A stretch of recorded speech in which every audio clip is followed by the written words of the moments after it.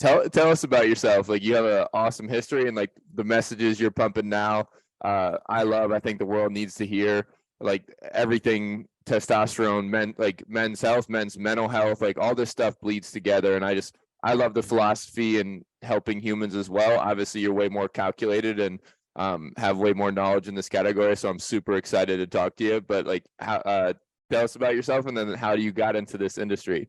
Oh, it's so funny because, like, I call myself a meathead. I basically went to Springfield College. It was the only school I applied to. I knew I wanted to do something with exercise, and I was like, oh, I think I'll do like, clinical like X-Phys or whatever, because strength and conditioning like wasn't as popular as it was. And then when I got to school, I was like, oh, I like strength conditioning. This is way more fun, because literally like anything that was ACSM related was so boring to me. So I was like, yeah, this stuff is awful. So we literally had like classes dedicated to breaking down the bench press and taking people through the combine and stuff. And I was like, this is school. This is really cool. And so, of course, like every exercise science major, you graduate and want to work with athletes. And you quickly realize like how saturated it is in certain ways. But then this is 2003, I graduated, and there still was not a lot of money in strength conditioning, especially for women. And the town I grew up in Greenwich, Connecticut, was pretty wealthy, except I grew up normal. I always have to preface that.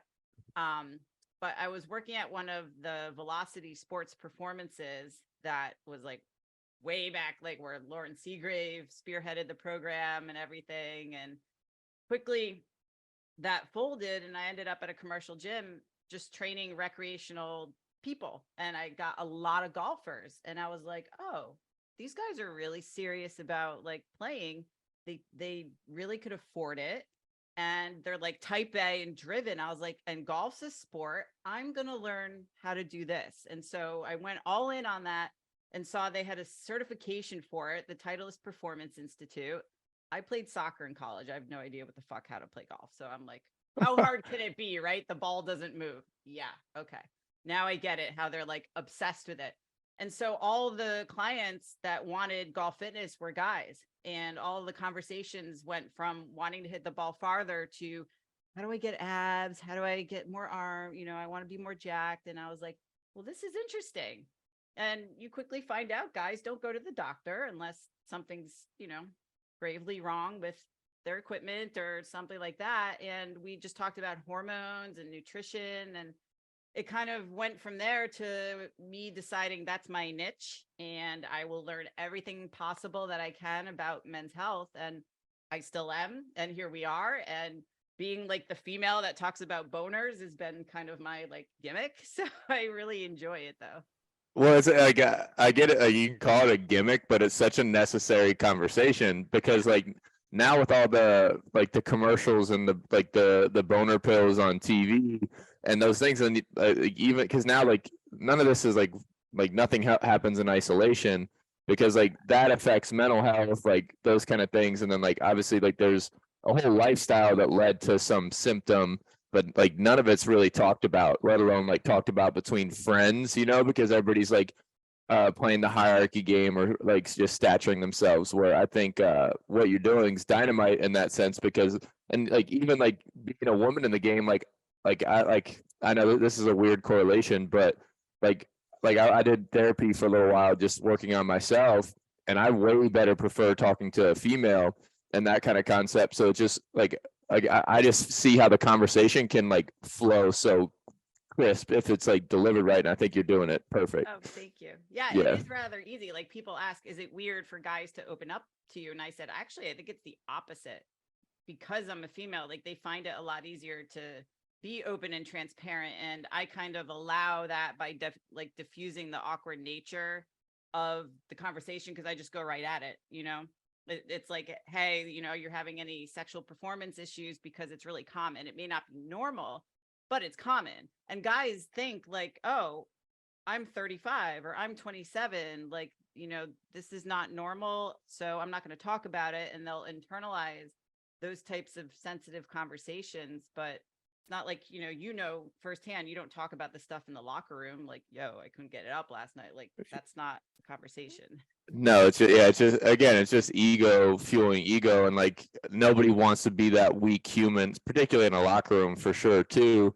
Rare case you'll get like one or two vulnerable friends on the team, but like besides the point, I've just been around the conversation so much with Doc Serrano in general, where like one of the first things he taught me in that department, and because I was just shadowing him and doing different things, he goes like the brain's the biggest sex organ, and like I thought that was a cool stance because now like in my world where I'm like coaching breath work and physiology, like the stress component that shows up in this world, like people don't count that as an influence. They just, some of my guys, and they just like some people in general just go to the doc, get their numbers and say, oh, I'm low test. And then like, now I have a problem, when really like for me and my logic in that sense, like we need to eliminate chronic stress as part of the solution. But just before we go too deep on that, do you have like a philosophy in general? Because like, so one of Dr. Serrano's disciples, Dr. Thoma, one of my guys, I don't know if you ever met him.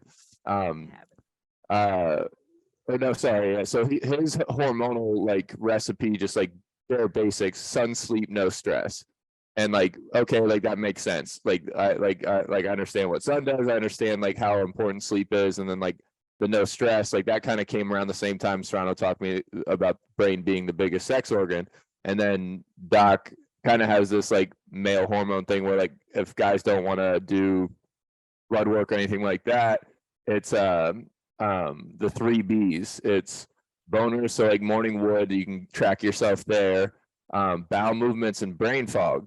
And so like those are 3 indicators that maybe I'm low testosterone or I'm having problems. Do you have kind of like a overarching philosophy, or do you have like basically like how you start to optimize these concepts? Well, legally, I could only really handle the lifestyle stuff. Okay. So, the fitness and nutrition and everything. And I definitely help facilitate the discussion surrounding hormone replacement, because a lot of guys are very ignorant on that because they've heard all these, issues with it, or it's been so highly stigmatized that if they do talk about it with anybody, it's either they get judged for it or they're told that they're going to die and it's going to give them heart attack and cancer and all this stuff. So, they're so used to being dismissed if they do have, the ability to go to the doctor, that they're just not wanting to. So the initial conversation is very symptom driven, because many of them only associate, if they don't have boners or good enough sexual performance or drive, then they must have low testosterone. They don't associate the brain fog and the other symptoms that maybe that could be low T as well. So it's starting with that conversation, and then it's understanding what their beliefs are that are self-limiting in terms of their ability to change as far as lifestyle, nutrition, and all that stuff, so that they don't see something like TRT as a panacea.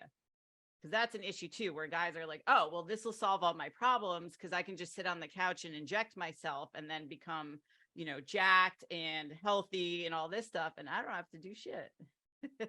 Yeah, and that's where I mean, like the first conversation can obviously like be the biggest hurdle to some extent, because like again, what you do is add tremendous context to that conversation and the understanding, where it's because like, so like honestly, like I think TRT is one of like the best medical, like I haven't done it myself, but like it's one of the like the best medical advancements like around, and like in regards to like penicillin, like in that category, because I'm not a big fan of a lot of other medications or like the abuse of those kind of things, but like I think like from my learning, like my understanding, like TRT is very like can be very safe.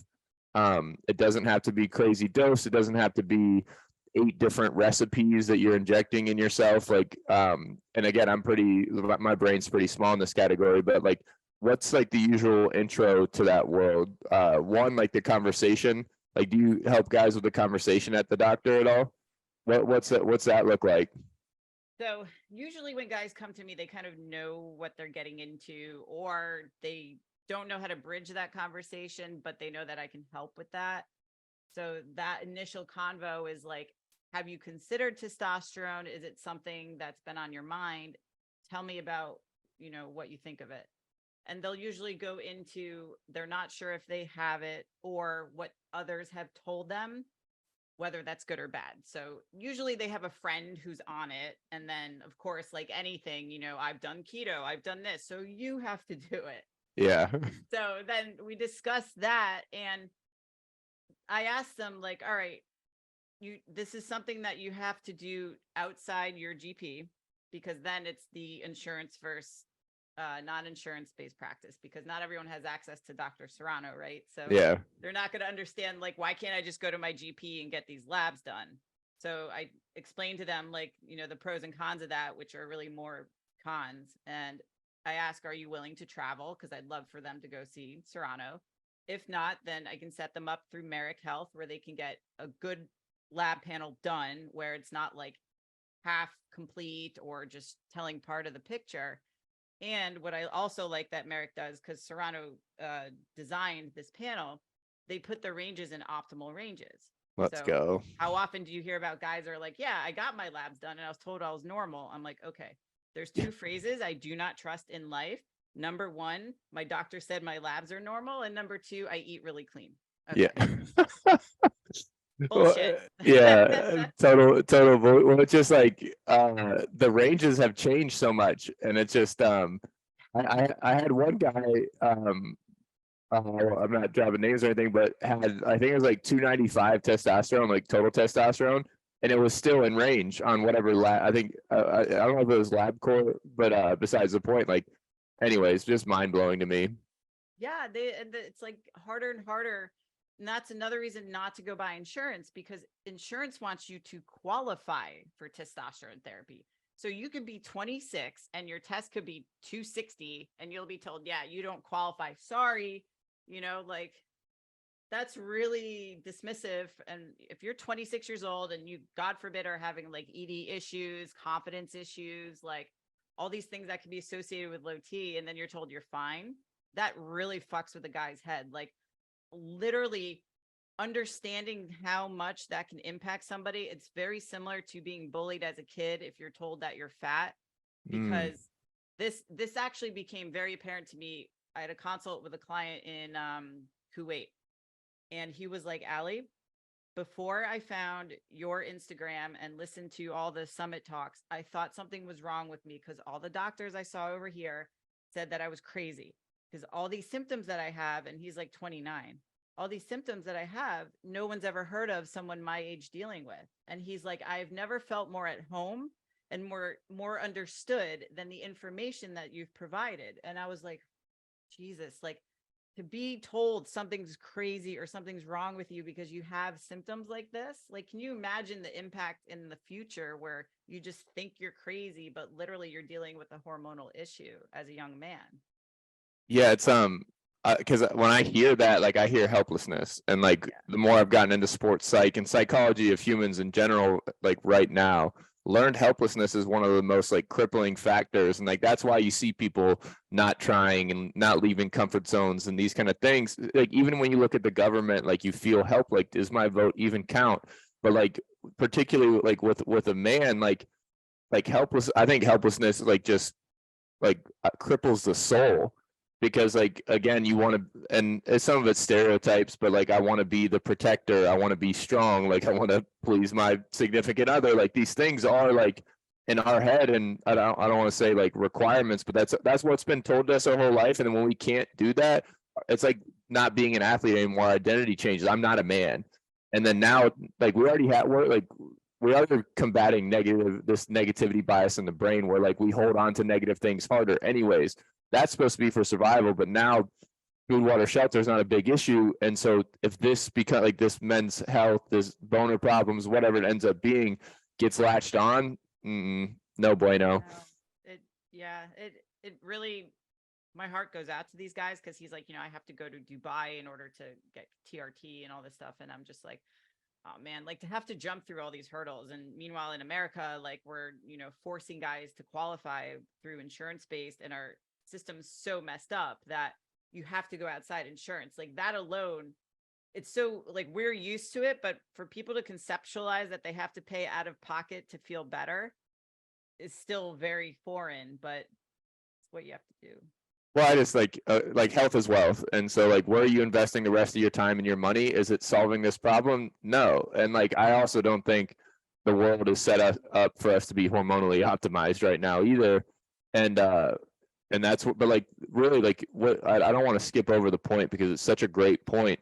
You have to go out, like, not, you don't have to, you may be lucky enough to have a good doctor, or maybe Lisa Serrano's on the other side of the hall, you know, and that category, but you need to go outside of like GP work and go to a specialist, get like the right labs done. Merrick sounds dynamite. And so like if you have, and the fact that we can reach the whole world online now, like why would you not pursue that? And yeah, it might cost a little dollar, but like again, I just think like health is the true wealth, and if people really want to invest somewhere, like it doesn't matter how much money you have when you die, you know, that kind of concept. But Totally. yeah, I think that's juicy. As far as because like you're coaching the strength training, the diet, the lifestyle, and that kind of thing, do you have like general advice to like, or you see common mistakes or like just oversights? Because like usually, like again, I function off the sun, sleep, no stress. Like do you have like common, we'll go common oversights, for some reason I like that phrasing, but like is there common oversights you see guys that like are pursuing this optimization with you, but like it's just like common problems they skip? Oh God, yeah. So like too much emphasis is put on supplements because they love that. And like, you know, Frank Thomas has made things like Nugenics as like the holy grail. And I used to love going into like Vitamin Shop or GNC and for using the men's health section, like, what do we have today that's overpriced herb that you know, we're gonna peddle as a test booster? But people still do that and they still ask about it. And I'm like, guys, like you're wasting your time because like, sure, maybe there's like a transient bump on paper, but do you feel any better? And this is like an $80 bottle of like $6 herbs that they're just combining. So emphasis on like, well, what supplement can I take to stay optimal? And as you and I know, it doesn't even really get that complicated. It's more like, do you have a multivitamin that's high quality? And are you eating high quality food? Because that's a big oversight too. But going on the food, like expanding on food, eating enough. So many guys, at least for my clientele, they want to get shreddy. So they have all their energy put into eating less and then training more.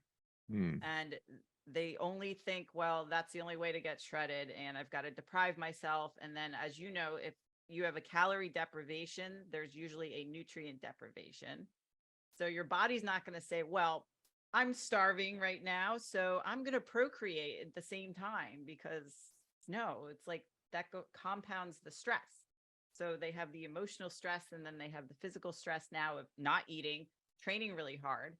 It becomes crazy because like we women are always pegged as the ones who undereat and train a lot and blah, blah, blah. Guys do the same shit. I have so many guys, literally. I call it like women have like the magic 1200 calorie number. Guys are like 1850. It's just under 2000 is their number. Yeah. Yes. And I'm just like, do you realize that you're eating like 1800 calories? And they're like, no, like they never realize that. And no one eats enough protein. So it's literally the most basic stuff that we're starting with, like get adequate protein, fuel the activity you're doing now before we have to even take some away. And let's start there, because maybe your body is just like hating you right now. And that's why you feel awful. And you then cover it up with more stimulants, because I've done that. And that's the answer to having no energy. And then, as you know, it's a shit storm down the road when you're like, oh, I'm 600 milligrams of caffeine and 2 Adderalls in, and I still don't feel good. Yeah. Because I am a stim guy.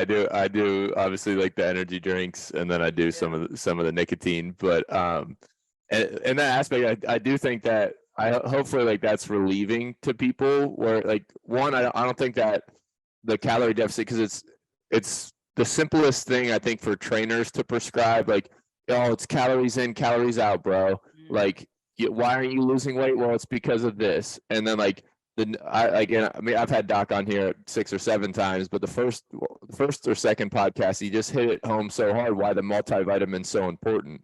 One, like why a good wholesome, like the difference between one Centrum vitamin thinking you're gonna get a whole day's worth of nutrients versus like the 7 to 9 pills that actually touches it. And it's really just like self-defense against deficiencies. And so like, and people want to, again, like, I mean, I fall in this category too. At one point I was taking 27 different things when I was playing football, and now I take 7.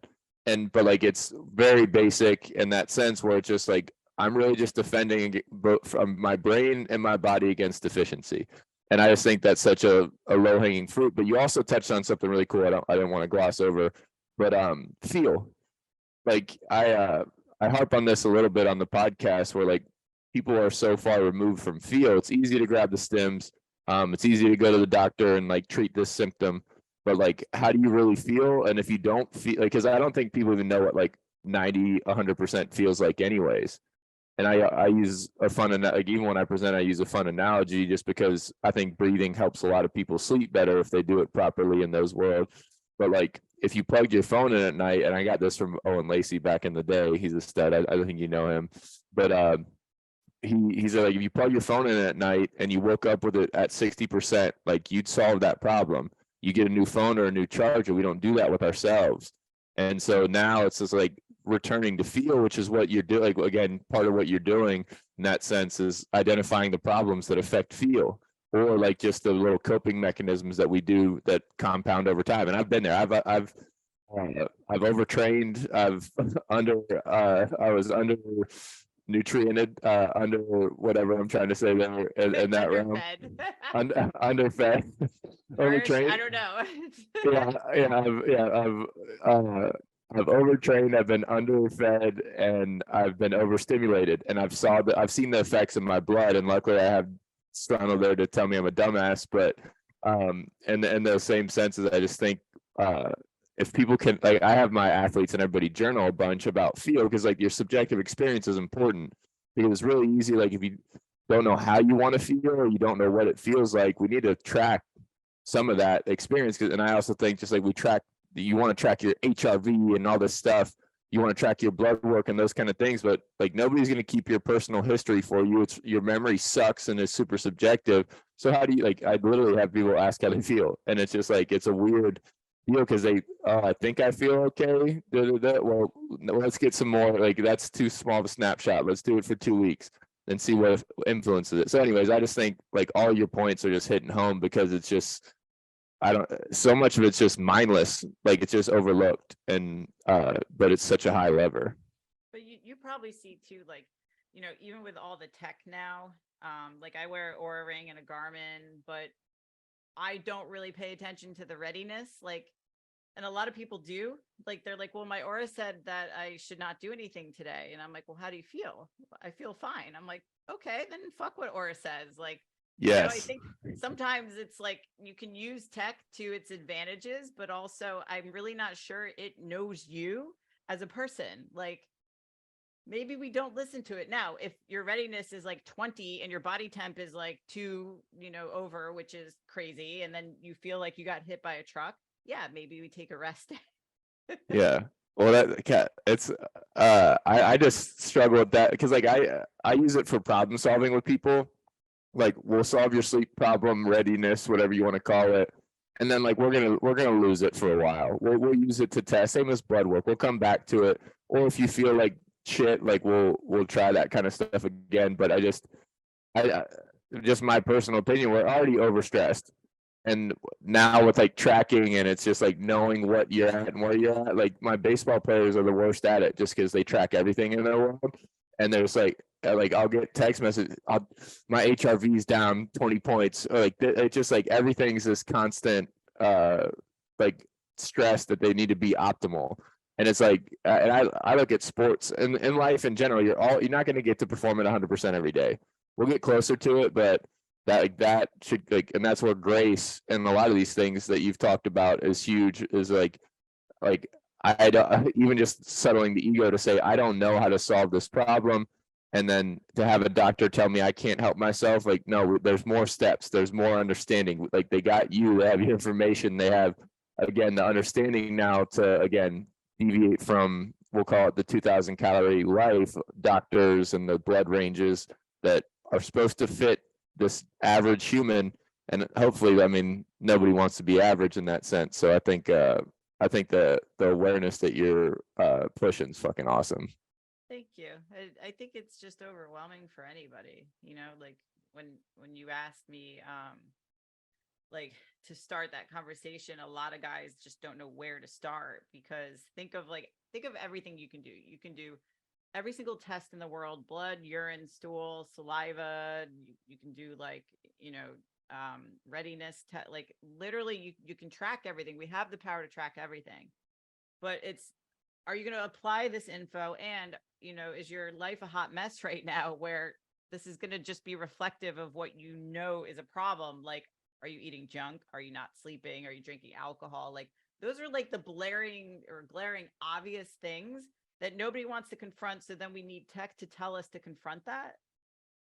It's like we need that to just repeat and then get the slap in the face. And actually, sometimes guys need that. Like, they need to see on paper or on labs, you might die. So you better get your shit together.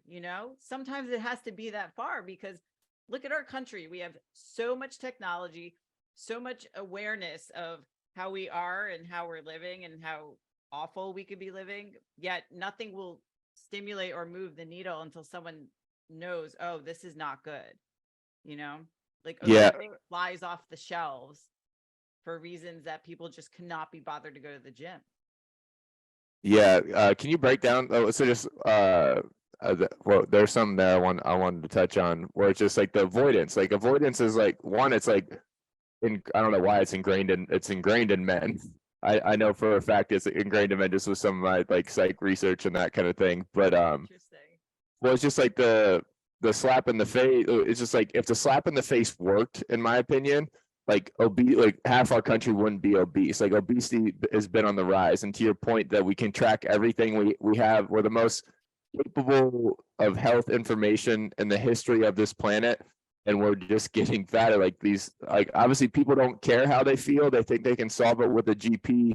They can do all these things, but they can't do the work, which is, again, like testosterone. You can rub the cream and take the shots and do whatever. It's not going to get you off the couch. Like, it might make you feel a little. I just there's the country correlation between this awareness that we can have and the statistics, and then the results. Just, I don't know. Like, that's why I love that you're moving the needle, because like something needs to change. But like, that slap in the face isn't working, or people are just like avoiding the slaps and making a life so comfortable that nobody ever questions the lifestyles that they did. But if you want to add anything, if not, I'd love to talk about the Ozempic, just because obviously it's been a little hotter topic in media as of late, but because people are deviating and starting to understand some of the repercussions. But can you kind of like break it down, say what it is, and then why you think like there's issues around it? So I've tried it. I tried both Ozempic, which is semaglutide, and then Wegovy, which is tirzepatide. And apparently these have been around for like 15 years.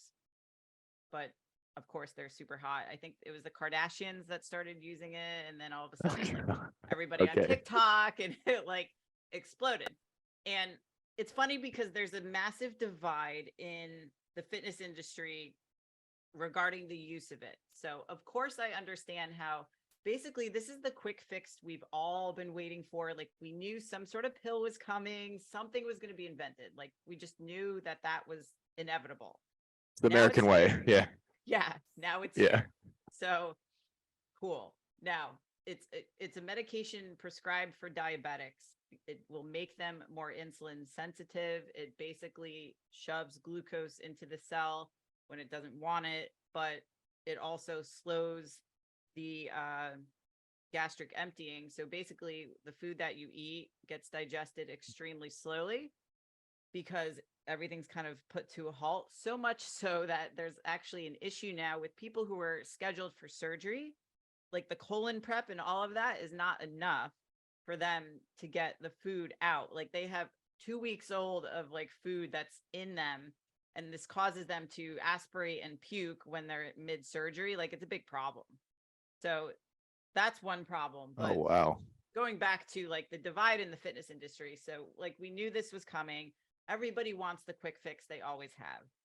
So it's very similar to crash dieting and everything else. There's a lot of fitness professionals hating on it, making videos on it, saying that this doesn't teach you habits long term and blah, blah, blah. Of course, I believe that. However, I am also a realist in the sense that crash diets are things people are just going to always do. How can we safely crash diet? Well, I mean, I'm not going to be like, here's your template, but we all know that, or, you know, professionals know that a high protein diet or protein sparing modified fast done very short, like that's quote crash dieting, where you can kind of mitigate the detriments to it. The problem in America is we see something works and therefore we go to the extreme and we live on it, and we push it as far as we can. So I understand that many people are seeking this out instead of instilling the habits that they need, and understanding that hiring a professional coach like ourselves is probably a better way for them to have sustainable results. However, why don't we just embrace this because it's here to stay, and maybe we can teach people habits in addition to having these medications. So some of the side effects people deal with is a little bit of nausea, it's appetite suppression. The media makes it seem like everyone's muscles are falling off, like melting off at this rapid pace. Not so apparent in people at least who strength train. You can lose a lot of weight very quickly if you don't eat. Well, we are very aware of that. So if we go to the gym and lift weights, that can help mitigate some of that. But I've tried these medications and literally it makes you disinterested in food. Like my favorite thing, kryptonite, is a cinnamon roll, and that could be in front of my face and I'd be like, cool, like no interest. So I understand that it's hard to eat and it's hard to train. Everyone responds differently, but there are people that are going to be on this medication for life, if extremely overweight, diabetic. But there's also people like myself who are like, oh, well, you know, if I'm going to go through a cut, maybe this will like take the edge off, which it will. But I had the understanding I'm going to try each one for 3 to 4 weeks just to understand how it affected me. And I knew quickly, oh, I can't train very hard taking this because I just couldn't eat enough. So it's understanding like the cause and the effect, and like, you know, people will try this. They'll do anything they can to get their hands on it. Let them, but educate them like anything else. If you want to do a crash diet, great. Like you can't hire me to crash diet, but if this is what you're going to do, let's help educate the best ways to do things. So it's just like with testosterone, people will abuse anything. You can have too much water. So, I mean, you know, if you're going to do testosterone, then you want to do steroids on top of it. Cool. Let's educate how to do things safely. So like anything, I have friends who disagree with me highly because I'm not super against these medications, just because I know they're here to stay, and there's going to have to be a way that everyone's going to play nice in the sandbox and understand the use for everything. And I'm sure that they'll get either, you know, restricted or reclassified in a way that they're very difficult to obtain. And then the access to them is not going to be as apparent as it is off label for people like it is now. So that was a very long tangent on that, but No, and there's so many interesting things in what it does in general. But like to your point, I think that's a great open-minded approach. People are going to use it. We need to adapt as coaches, and like, because like the harder lines you draw on people, like sometimes they'll just like push back or won't, just choose not to tell you or anything like that. Where it's like, I like as a coach, I want to know everything you're doing. Like, and particularly now, I'm sure with you in men's health, I need to know the variables I'm playing with, because like if this isn't going to work if you're not honest, vulnerable, and upfront. And like I just see that just when I start talking mental skills with people, like a fear or anything along those lines, like I need to know everything just so we can just like understand just a little bit more like what the stresses are. But besides the point, with the Ozempic, like the digestion intrigues me. So just out of my own general curiosity, because like obviously like part of the sympathetic response, it's the same reason why like if you stay like if you stay a little agitated, if you're overstimulated, if you're overstressed, like in essence, like your testosterone will lower because like procreation is not a priority right now. It's the same reason why if you're just overstressed, it's really hard to build for the long term, because your body's constantly like transitioning energy back and forth, like obviously converting like glucose and triglycerides and things into the blood. And then like once you calm down, okay, it goes back, and you're just living in this short-term physiology that you can't build for the long term. And particularly what testosterone will drop, and this is again my understanding, if you want to correct or add to anything, go for it. But so that's why we don't get like, again, the procreation or like we don't get the performance benefits sexually when we're just overstressed, in my understanding. But with the Ozempic, when you were training while on Ozempic, did you feel like you couldn't train as hard or weren't getting as big of pumps or anything like that? Both. Yeah. I just like very tired and just couldn't recover. And it was just annoying because I liked the appetite suppression because I mean, who's not going to if you're dieting, right? But Yeah. then it's like the thought of like, okay, well, the food is being like really slowly digested. And I just, that didn't sit well with me because I'm just like, I don't know how I feel about that. And then I was like, but I want to be able to eat to train hard enough. It's convenient like when you're traveling and you just don't have time to like get stuff. But like if you want to train hard and really like perform and maintain vascularity or any type of pump, like then it's going to be harder if you're not eating anything. But that, so like just in my little brain that makes sense because like part of what I do is like tell people what's going on like when you're going into competition. It's the same reason you get butterflies.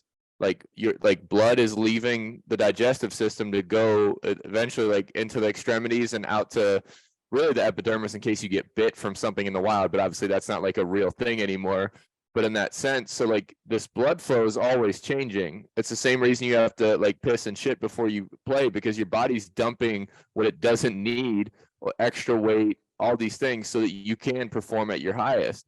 And so if I hear extended digestion, like I hear like, and again, this is just my subjective opinion, but like there's less blood available to train and get pumped and like actually executes because now you get into like oxygen exchange, even like glycogen delivery.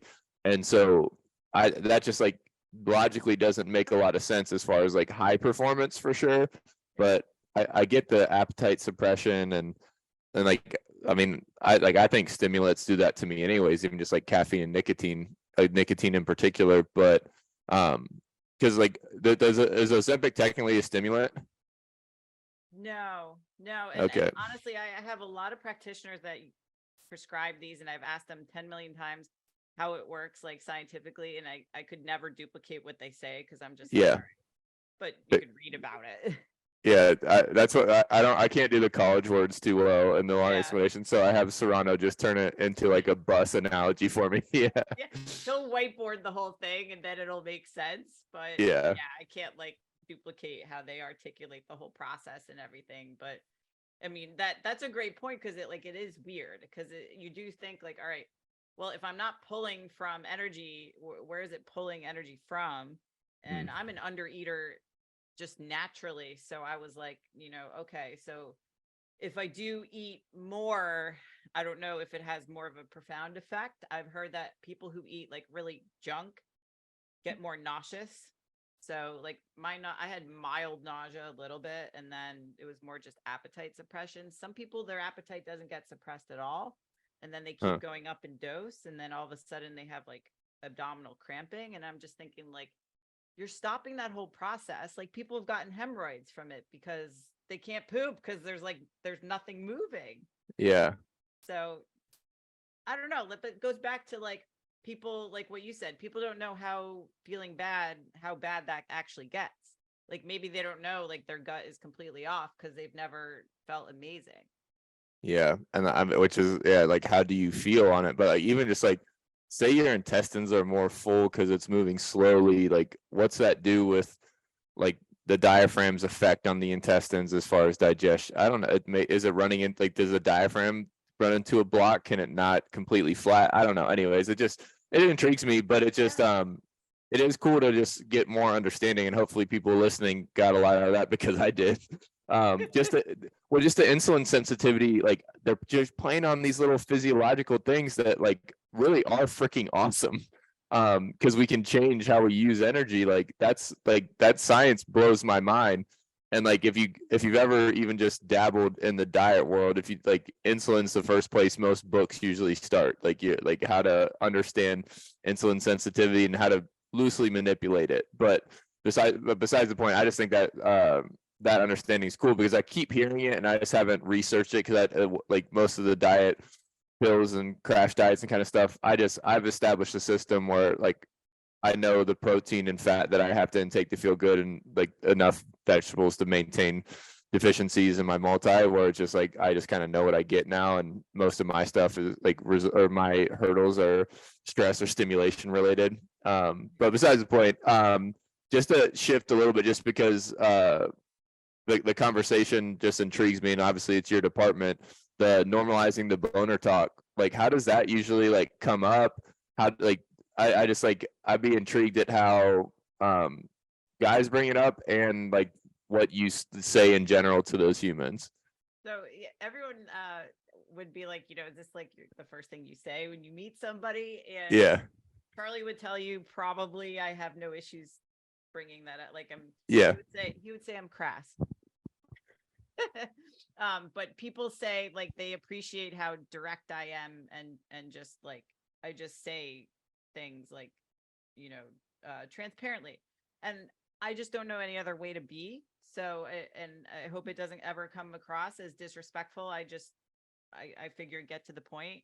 Now. Well, it's such a taboo thing. I think direct is the best way to go, and it's like, it doesn't mean like, hey, like, is your dick working right now? Like, I don't think it's that crass, maybe, but like, anyways, go ahead. Sorry, I just think it's interesting. Listen, I always like will tell people at seminars and anything. Listen, nothing is TMI in my world. You can tell me whatever. Guys will slide in the DMs and just be very transparent with stuff.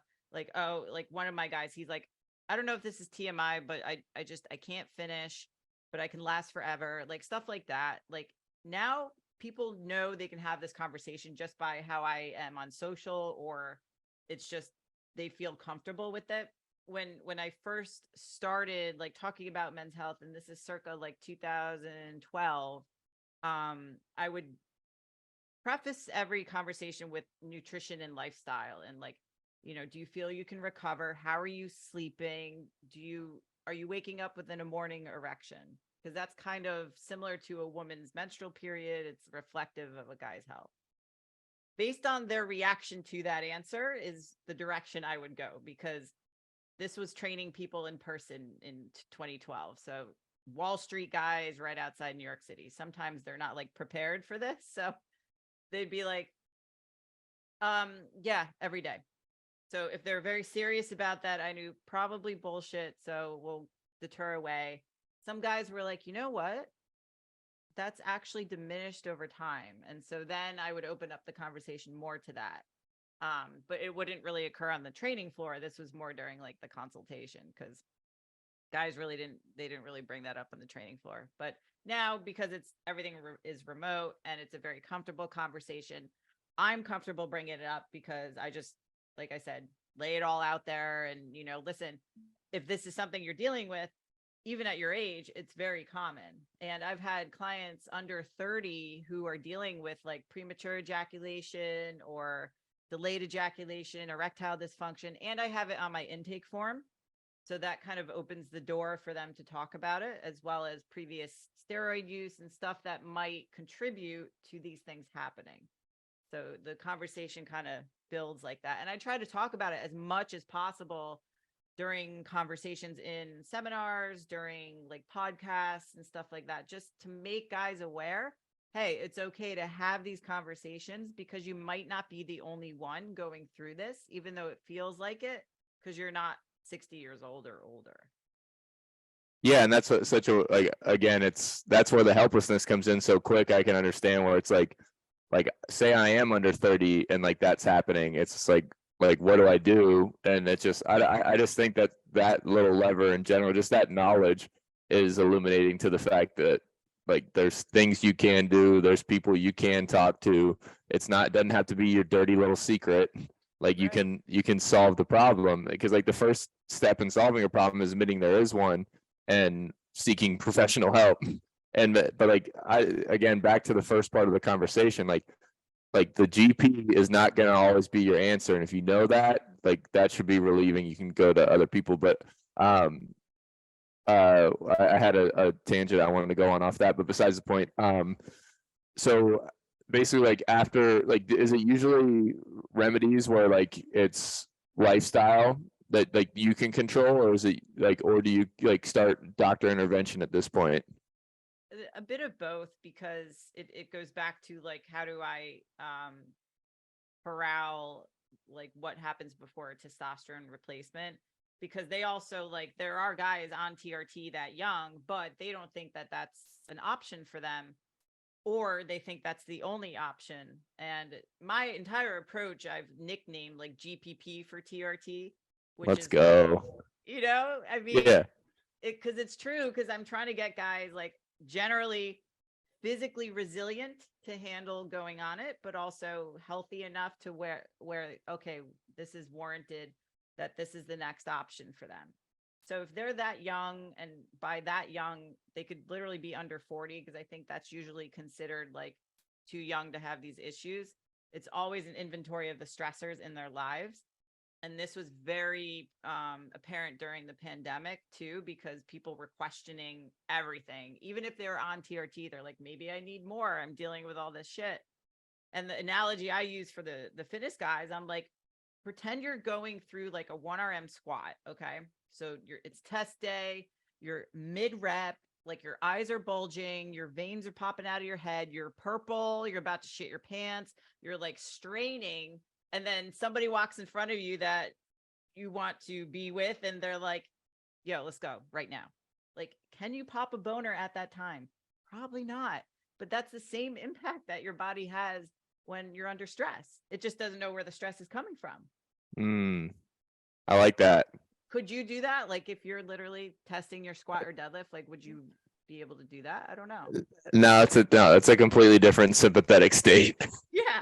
Like, to switch gears that fast, or like if you're trying to get something done on the computer and you're focused on that task, and then like your love interest is like, come on, let's get it on now.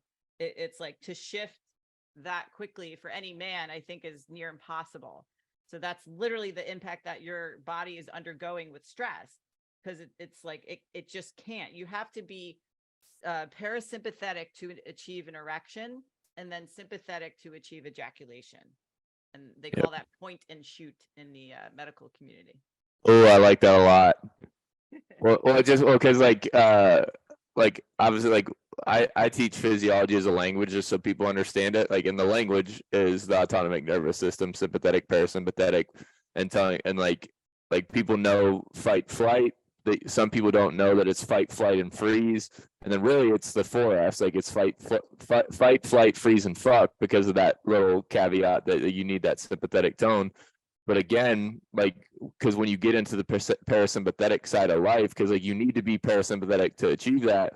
So if you don't know how to downreg out of stress, if you don't know how to keep emotion very short term, like if you look at like vagal tone, which is like big parasympathetic driver, obviously, like if you have weak vagal tone, like I view it as a brake on your sympathetic state. If the gas, like if your foot is just on that sympathetic gas a little bit, like you're going to stay in that agitated, you don't know how to downreg, and the influence there. I haven't gone down the rabbit hole of parasympathetic and sexual activity. Now it intrigues the hell out of me that again, the whole goal is, again, to be able to transition states at will. But I just think, like, summarizing our whole conversation, people just don't understand what stress does to them sexually, what does to them physically, energetically, how to build long term, how all the systems in the body work, and then even like the brain's influence on the physiology just like wraps into this beautiful, again, organism. But at the end of the day, like, you need to understand what state you're in,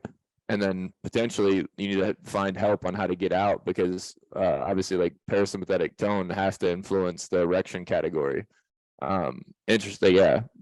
That's a new rabbit hole for me, but that's something, again, a lot of people don't know. That even like it's like, even because like some people add to the fight, flight, freeze, and fuck to women being different in that category, and like some of this is extrapolations, but you see it in some of their sympathetic tone in response to social conflict, where it's tend and befriend is more feminine, but like there's also more feminine men that respond to that way too, as conflict resolution, to make friend with the bully or what, everything like that. So just all these things can potentially influence this type of performance and men's mental health we're talking about. So just I just think it's illuminating. I just think it's really cool that you've we'll call it a niche, but like it's everybody needs it, I think.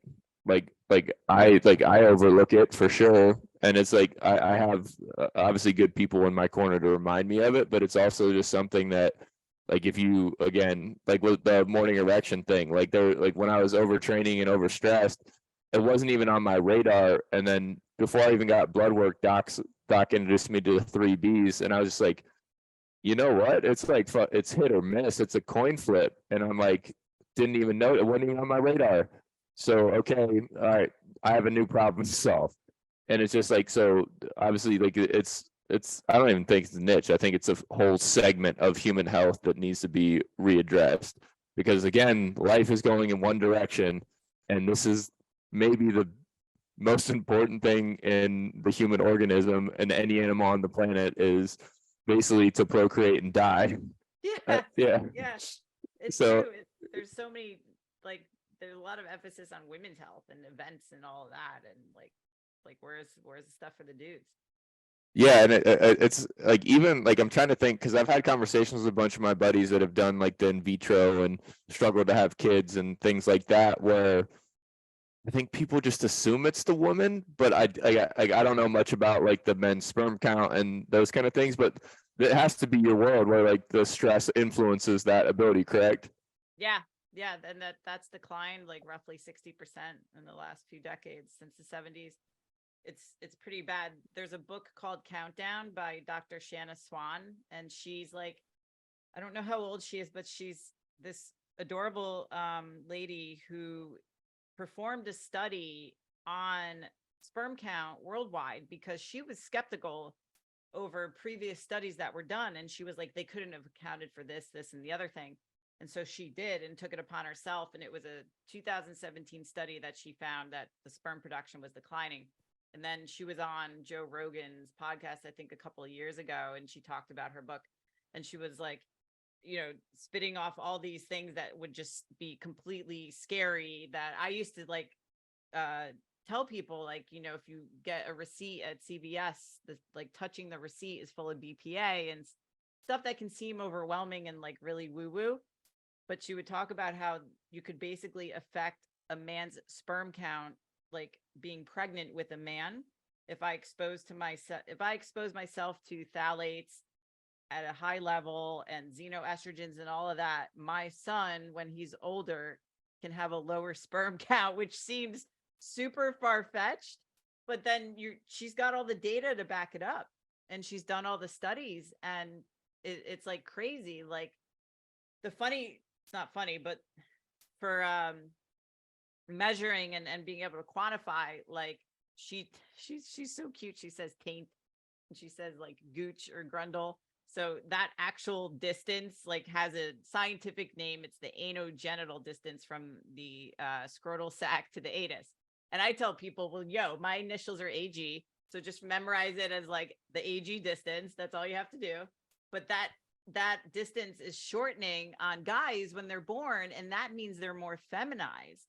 So they've got less exposure to testosterone in the womb, more exposure to these awful chemicals. So they're being born, like, some are being born with like one ovary, one testicle. Like, it's a big thing. And of course, there's a lot of social and political views as to how this is all morphed over the years. But she has like the scientific data to show, like, yeah, guys are being born already out of the womb more feminine. Oh my goodness. Yeah. I gotta read that book. Yeah. I also need to measure my AG, I guess. Yeah. And my joke, like, at seminars, I'm like, instead of the finger test, you guys are going to all go back to your room and like bend over in front of the mirror. Yeah. Well, it's just, I'm not going to go down the terrible sexual jokes there, but besides the point, but so it's kind of been the thing, because me and Serrano talked about it a little bit, and then I'm going to have Darren O'Lean on here in a few weeks. But his book just came out. It's called Fatal Conveniences. And that's, I hear those phthalates, I hear all these BPAs and all these problems that we are mindless, and it's ease and comfort and the easy choice and what's available. And like, I struggle with that too, because like your whole life's been around this ease of use and single use plastics and whatever the hell. But it's like, if there's more meaning behind reasons not to do it, hopefully people shy away from it. I know half the country will probably be like ignorant to it in that sense, but maybe at some point their lifespan will be shorter and the healthier humans and higher testosterone humans separate themselves in my world. But besides the point, I just think I mean that's just mind blowing to me that can affect testosterone levels, like literally anatomy that influences the testosterone that is considered feminine. There's some gold in that, but like that's crazy. Like it's just it seems so like stupid. Like, I mean, it's so overwhelming because you can't avoid it, you know? So it's like, all right, I tell people like, all right, switch all your plastic to glass or stainless steel. That's a good start. Or Yeah. beauty products, like, you know, because men use like the shampoo, conditioner, facial scrub, and like shave gel and motor oils all in one thing. So make sure that one thing doesn't have like these products in it, and then probably a good start. I mean, but you know, you can go down so many rabbit holes and be really weird about a lot of this stuff. But I mean, you No, know, that we all can't live on the farm like Serrano. yeah. where He had a conniption that eggs were so expensive in the stores when they were like $8, like for a Yeah, carton and stuff. But well, yeah, and then obviously just getting your hands in the dirt, and then now you can go down all these little like being outside and being in nature and like the farm benefits in my eyes. But fuck yeah, that was awesome. I won't take up too much of your time, but that I think that was super enlightening, very information dense. I think that's really cool. And where can everybody find you before we get off of here? on Instagram at the Ali Gilbert ALI. That's probably the best place to find me. Most content that I post. Cool. Website or the seminars, anything along those lines? Yes, in November, come to the Silverback Summit. Dr. Serrano will be speaking at it, among other fitness and medical professionals in the men's health space. It's in Austin, Texas, November 9th through 11th. Literally the most transparent, like all the discussions we had today, times 10 with some of my most trusted men's health experts in this space. Silverbacksummit.com. You guys can find more info on that. So that's in person. It's going to be so much fun. Let's go. Yeah. And all of her information and links will be in the podcast notes for those of you listening. Ali, thank you so freaking much. That was awesome. Thank you. Yeah, this is fun. Hell yeah. Hey, everybody, thank you so much for tuning into the podcast. Hopefully you're getting some value or at least some entertainment and juice out of it. If you are enjoying the podcast, please don't hesitate to subscribe on YouTube, Apple Podcasts, Spotify, everything you can find. All the support and interaction is greatly appreciated. Thank you for all the support and have a day.